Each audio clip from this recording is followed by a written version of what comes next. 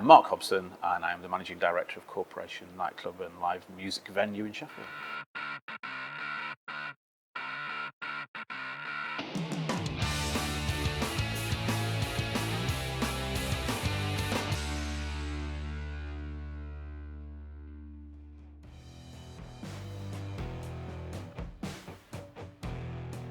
Started it myself in 1997. That was following 7 years of promoting externally a variety of events, DJ-led events, bands, etc. And I thought we need a venue to actually bring this all together in. It would be really easy to do. How wrong I was. It was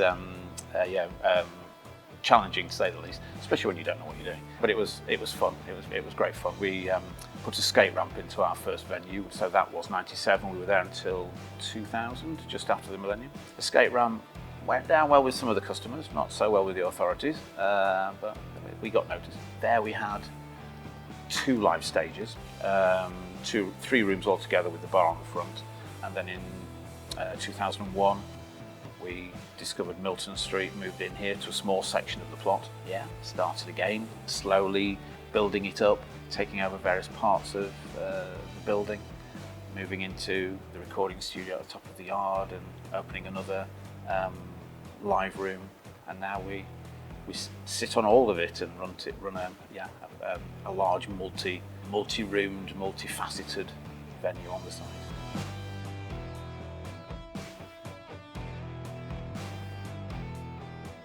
Many successes, many bands, many artists have played. Bring Me the Horizon, While She Sleeps, two large Sheffield bands who started here. Gosh, Airborne, Skid Row, Blackstone Cherry, Volbeat, Stone Sour, Lamb of God, and many DJs as well. So Scratch Perverts, Dizzy Rascal, Chase and Status, Mist, Toddler T, lots. Great times.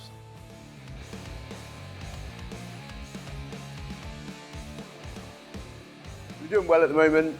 We've got strong growth within live music. Slight retraction on club nights, however, we are sort of getting back to it, but I think that's a trend across the board. We're moving a lot more into daytime events, so it's becoming a lot more crucial part of our calendar. Obviously this is a change in consumer behaviour, that people don't want to go out later anymore. So for example, daytime over 30s parties have really been on the rise, which has done well for us, along with our live music as well. So we've had strong growth in that area, and we're doing on average probably 4 to 5 bands a week, with, say 50-60% of them being grassroots. And then the touring supports, the touring slots we do have, we try and aim to put grassroots bands on the as support acts on the bill.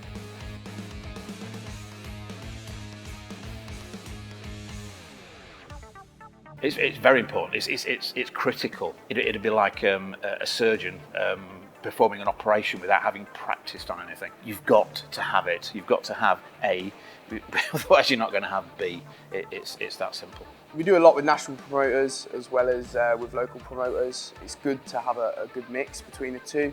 Obviously the national promoters have more finances behind them and more marketing spend. But yeah, it is very crucial to work with small local promoters as well, as they're really in touch with the local scene.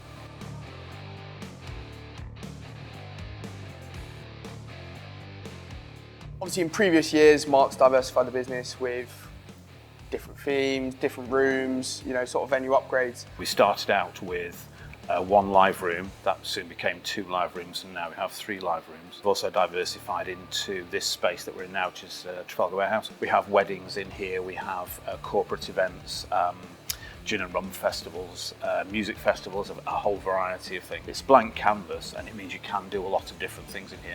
I think that's very important. With a nightclub and a live band venue, it is, when you walk into it, you know what you're walking into. With this space, it can be anything. I think that's very important. What we're seeing now is how important it is to do things outside of your venue as well. So we now do production hire for like mini festivals and events and stuff like that. We just find it's key to be able to bring in revenue outside of the site.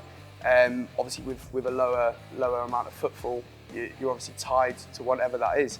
So, if you can go out and pitch on jobs, whether that's video wall or speakers or whatever, it's some external money that can be brought into the business and also allows for us to have top of the line equipment. Also with diversification, we've diversified into being our own landlord as well, which is also very, very important, because then we steer the ship, we say what happens, and we are the master of our own destiny.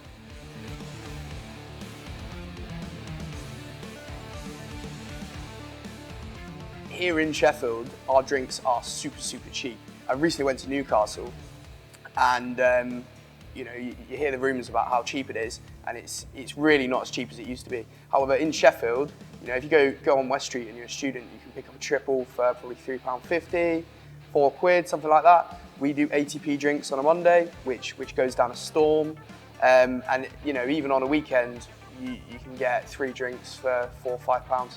Corporation started as I wanted to make those drinks cheap for people, affordable. I wanted affordable night out. So, for example, on a Monday night, in '97 we had the 49p vodka mixer offer, which went down very well and was jolly popular, surprisingly.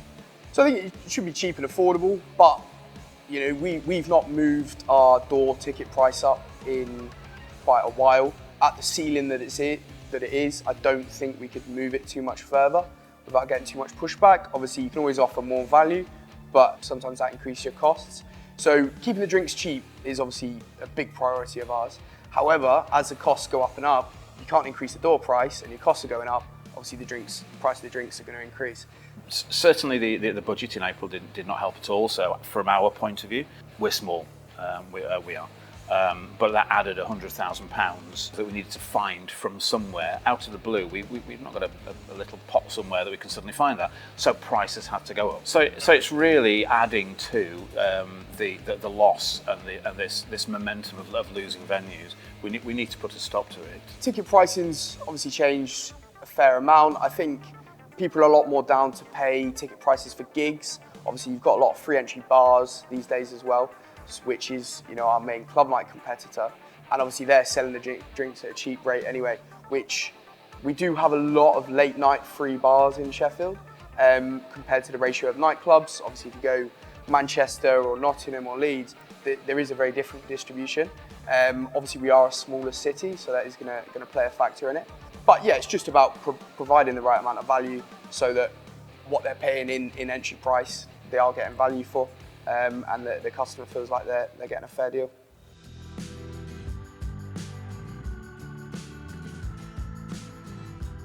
We're really lucky that we have really good suppliers, so we work very closely with Carlsberg and a Bevco, who are our 2 main suppliers. Now, we've been working with them for years, so and because of the volume we do, we are getting a good deal on the drinks, but it's still not attainable to sell them as cheap as everybody wants, which is a shame, because everyone would love cheap drinks, but the costs that go into everything that people don't see, in terms of business rates, staffing costs, employer NI, VAT, which is a huge one, and just general upkeep.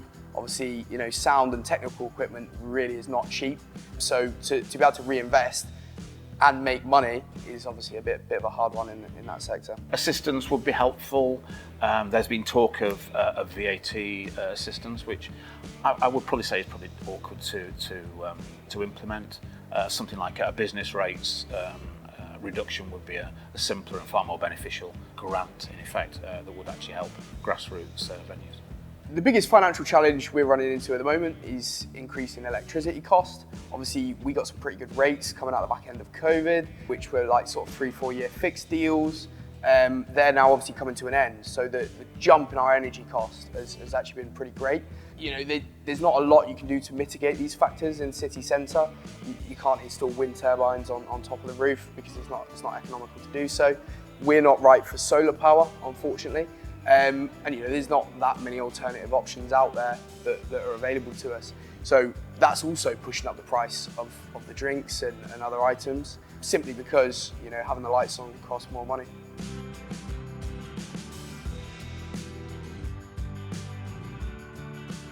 I think there is a revolution happening, but I'm not quite sure whether it's the right revolution. I would probably say we need support. We've diversified to a point. But we need assistance from this point going forward, and that's where the revolution needs to be. I think nightlife's going to have a revolution, whether we want it to or not. I think that's already happened based on how many old school traditional venues have closed down. The key bit is changing with the times and making sure you're not stuck when everybody's already crossed the river. As venues become more expensive to run, the bigger venues that do grassroots stuff are going to struggle more and more, and obviously the likes of your O2 and whatnot get more streamlined. But yeah, I think there's a revolution already happening. I think there's loads of changing consumer habits. If you look back from what it was even 2 years ago, it's completely different to what it is now, especially going into this freshers. So I think it'll be interesting to see what happens this year. And then from that, I think it'll be a key indicator of where things are going. There are many things that have impacted and brought us to where we are. One of them, I feel, which isn't mentioned too often, is that COVID generation. So those young people who got very used to sitting in their rooms and socialising in that manner are now moving through life, causing chaos as they go through, because they just like sitting indoors. So eventually, hopefully soon, they will go that way and we will get a new lot who like coming out.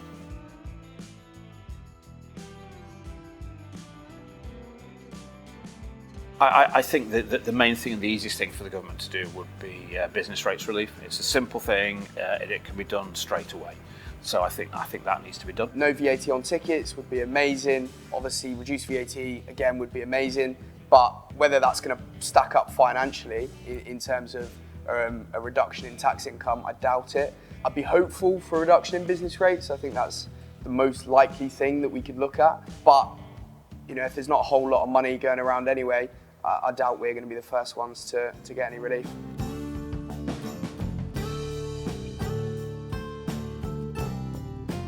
So we recently installed a bunch of new CCTV cameras, full upgrade on some fire doors, and a bunch of other measures. We've now brought in increased reviews on all of our policies and procedures. So we now do a quarterly review with the management team, and we basically have an ongoing document which we review weekly with things that come up within the business. And then once a quarter, these are basically collected together and actually hard written into our policies and procedures, depending on how they've been implemented and whatnot, and making sure that they've really worked for us.